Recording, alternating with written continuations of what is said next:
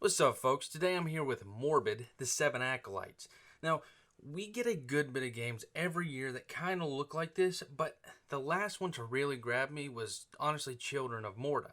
So, when I saw the design for this game, I knew I had to request it. And let me just say, this is a tad different than Children of Morta, but it's still neat. As usual, if you enjoy this video, why not subscribe and help me out, as I am very close to reaching 1,000 subs. And if you would prefer an audio only version, the link is down below, along with the link to my Discord server. I did not pay the $25 price tag for Morbid, but I'm about to tell you if it's worth it.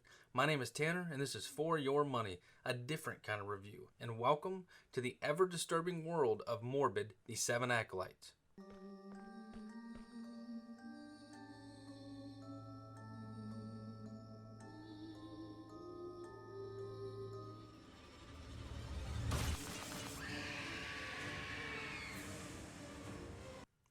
Wicked, right? So let's get into the story. You're a striver who was washed ashore to a world of horrors, a place that has been taken over by Gars, and they've taken the 7 Acolytes as hosts in return for great power. In doing so, Mornia is now under one of the worst tyrannies ever seen. You, as the only striver who seems to be successful, has to help Mornia return back to its former glory. A rather simple story for the most part, but it is interesting, and what really gets me is the lore. The lore makes this game 10 times more intriguing, and there isn't really a lot of lore, but what we have is rather detailed and entertaining. So for example, the Gars are in everyone's mind. You only become a host once you accept their overpowering ideas of tyrannical power. Now it was these types of things that kept me going so I could learn more. Kinda how a Souls game works for a lot of us, which in a sense is kinda ironic because this is yet another Souls-esque game. So let's talk about the gameplay. Alright, so with all these Soul games, I feel like I have to say whether or not you can pause. So here in Morbid, yes, you can pause, but I did have an issue I faced with it. So before we talk about that, let's get right into the combat of the game and just build up. So Morbid will have that Souls feel I mentioned when you're face to face with the enemies. You know, the feeling that they deal hulking amounts of damage, and in the beginning, you yourself will deal a generous amount, but it's not until later you feel like you're trying to beat up Mike Tyson with a foam bat. For combat, it's two-handed. One hand is dedicated to melee weapons, and the other hand is dedicated to firearms. Retro Bloodborne if you have it. Now, there are two attacks, light and heavy, but nothing more beyond that. Then you're going to shoot your gun, which for me was always a scapegoat. Now, it does a great deal of damage, so whenever I got caught into a situation that I just didn't think I could get myself out of, I would revert to the firearm and blast my way out. Sorta. Now, you have to upgrade your equipment, but we'll get to that. As for the defense, in a sense, this game does kind of lack.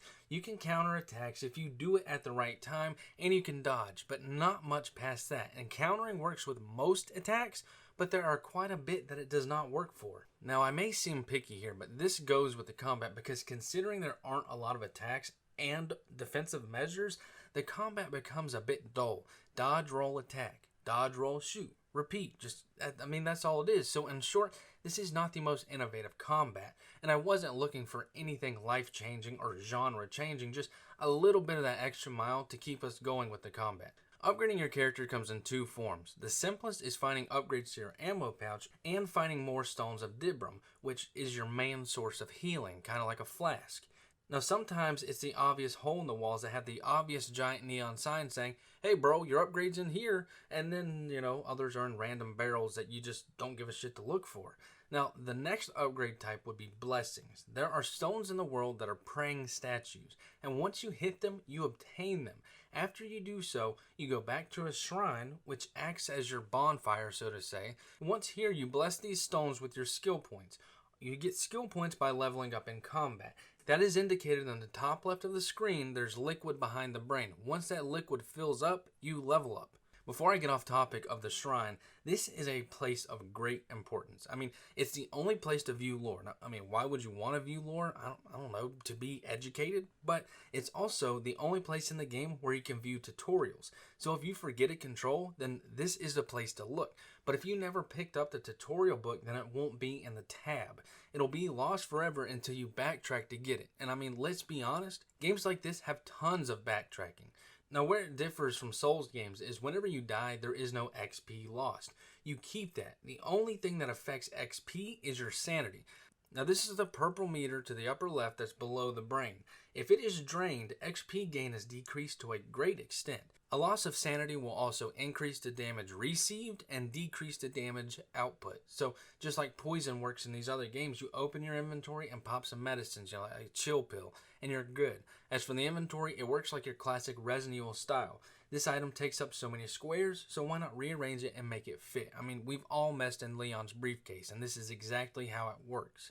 Now, lastly, with the pause I mentioned, yes, once again, you can pause. I had an issue where the pause did not work. When I paused, I could see myself and the enemies frozen, and sometimes you could hear them walk and the background noise of the game, and then you would hear yourself die. Unpause it, and then you could watch the events unfold. The design for Morbid is really what sold me and wanting it. It's a dreadful world filled with neatly designed creatures that are all different depending on which area you are in.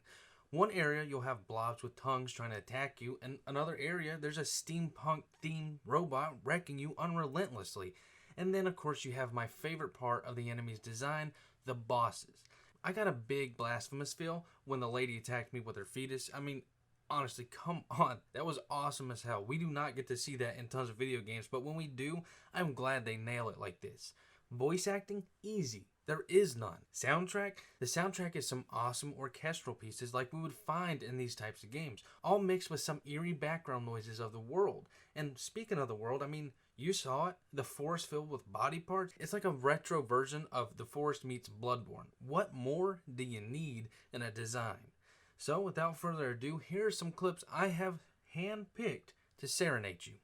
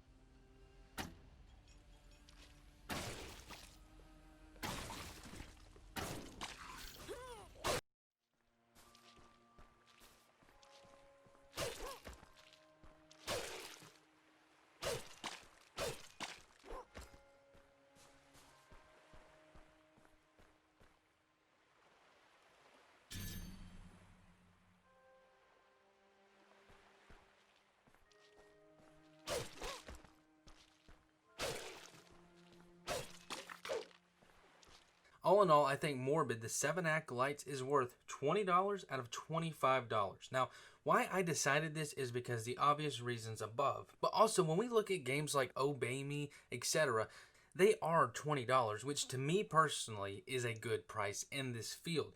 Of course, we can have some epic titles come into the realm like Hunt Down. That completely blew my socks off. Now, I did love this title. I just wanted a bit more out of the combat. I mean, not a lot, but more than dodge roll this, dodge roll that. I mean, it does become tedious, like I said. The design, however, is just honestly too unnerving to ignore. So For 20 bucks, you get this. You grab your wallet and purchase it for $20. That's all I got, folks. If you enjoyed this video, why not subscribe? If not, hit that thumbs down. Till next time, fellas.